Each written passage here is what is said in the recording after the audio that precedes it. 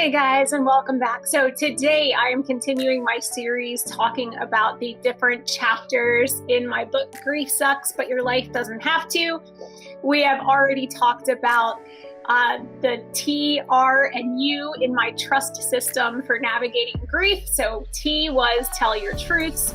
R is reach out. U is unpack emotions. If you've missed any of those videos, you can go back after this one. It doesn't really matter what order you do them in. But today we are to the S in the trust system. So the S in trust stands for search for meaning. I know hearing something like finding meaning in grief probably makes you want to roll your eyes, makes you want to turn off this video or just shut down completely. And believe me, I have been there. I understand. Just stick with me for a little bit, okay?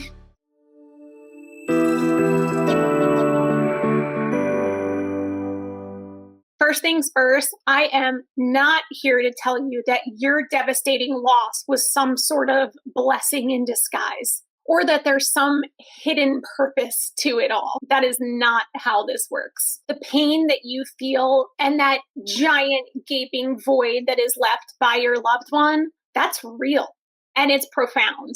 And acknowledging that is where we're going to start. When the unimaginable happens, and we've gone through a lot of the emotions and roller coasters and grief tsunamis, eventually we're going to stand at a crossroads. On one path, we could be stuck and mired in the pain and the loneliness of loss. On the other side is a way to learn how to move forward.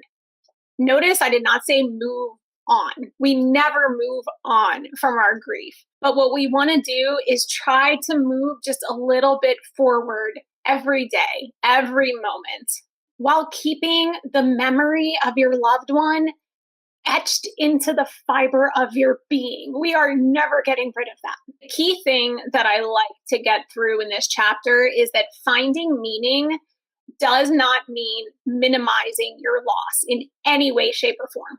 It's not about finding joy in the tragedy. It's more about finding ways to continue on when all you really feel like doing is pushing the pause or the rewind button. Finding meaning in your loss is a deeply personal thing. It's going to be different for every person. Meaning comes in so many forms. For some people, it is continuing a loved one's legacy.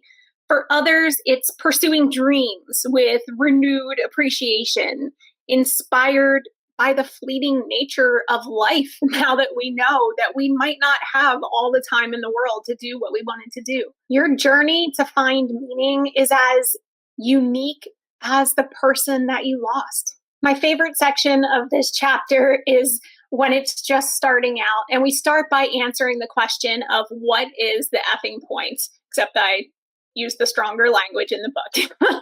On YouTube here, I will try to avoid that. But before you can even start searching for meaning, you need to ask yourself, what is the point? Because it's really, really hard to move forward at all if you're feeling like there is no point in going on. If this is something that you are struggling with, I'm going to leave a link to another video up here that I did on how to kind of get through and navigate your feelings when you are feeling like there is no point. But once you've kind of accepted that challenge and you know that there is an effing point in moving forward with your life, then we start to get into the steps to help you search for meaning. Again, for the sake of keeping this video a not ridiculously huge length, I'm just going to kind of gloss over these sections in the book that I go into much more in depth. So the first thing that I want you to think about are the unexpected gifts of grief. I've talked about this a lot in other videos, that it's hard to imagine that you've learned anything from your grief, that there's anything positive that has come out of it. But I bet if you try really hard to think about it, you can think of something good that you've gained from this loss. Now, please hear me. That is not saying that there's anything good about the loss of your loved one. Obviously, if we had the choice to trade losing our loved one for whatever these freaking gifts are, gifts that we're trying to find, it's not even close. Obviously, we would get our person back if we could, but we can't do that. It's not an option. So the best strategy from this point is to attempt to appreciate any positive things that have come out of your situation. Some examples that I have, grief can bring you gifts like resilience and empathy and an understanding that we don't have forever. A lot of times you can have a changed perspective on what truly matters. Again, it's going to be different for every person. So it might be something different for you. And embracing these gifts in any sort of way does not mean that you're glad about your loss, but rather that you are finding ways to weave some hope and positivity into your future days. The other thing that I talk a lot about in this chapter is kind of moving forward by continuing your loved one's legacy. I know for my daughter, Libby, there are a ton of things that I try to do to carry her with me and, honor her memory. The grief work that I do, just chilling with you guys and doing what I do, is in honor of her because she was all about helping people. And I want to use her loss for something good because that's what she would want me to do. I've started Live Like Libby to raise funds for dancers because she loved dancing and I want to help other people do what she loved to do. I paint rocks with positive messages and leave them on trails around where I live for people to find some positivity while they're out hiking and walking. Those are just some of the little things that I do for my daughter, but I try to honor her daily with the different things that I do in my life. A little sneak peek of the book here. I do have a little list of different things that you can do. And I actually have a link on there to a download that if you purchase the book, you get a special web address to go to download some different worksheets and things that'll help you and give you ideas for things like this.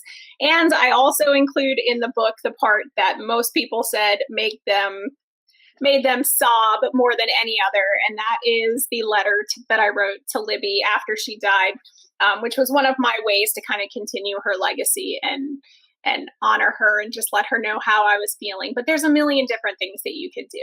Kind of along those lines, I talk in this chapter about continuing bonds with your loved one and how you can find meaning not by forgetting that person or learning how to get over them or move on, but by including them in your daily life.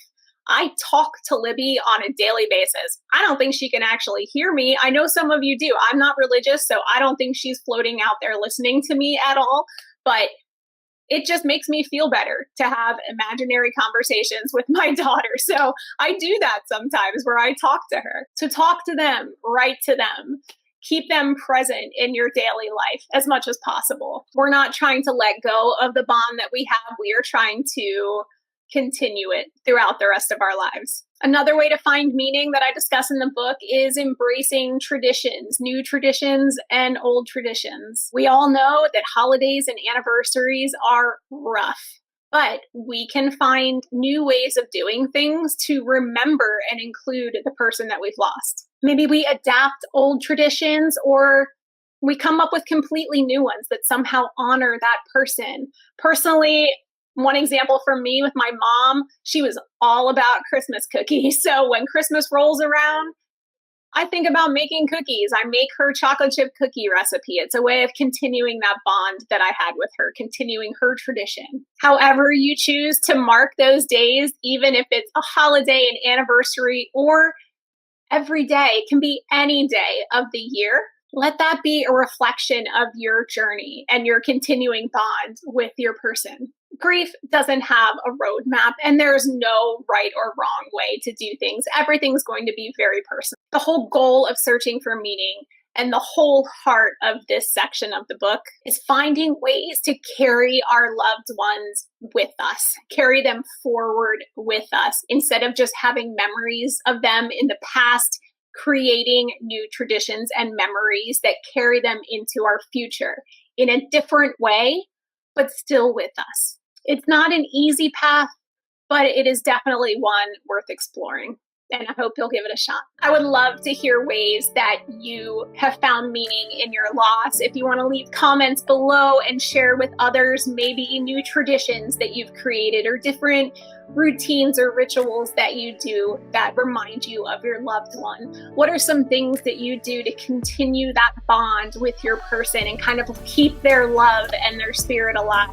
I would love to hear what you guys do, so let's share with each other. If you'd like to explore this topic more in depth, you can find it in my book, Grief Sucks, But Your Life Doesn't Have to, which is available on Amazon and pretty much any online book retailer. I will be back with you next week for the last letter in trust. So we've got Tell Your Truths, Reach Out, Unpack Your Emotions, Search for Meaning, and the last one is Transform Your Future. That's a big one. So I'll be back next week to discuss that. I hope you guys will join me then. As always, sending love and hugs.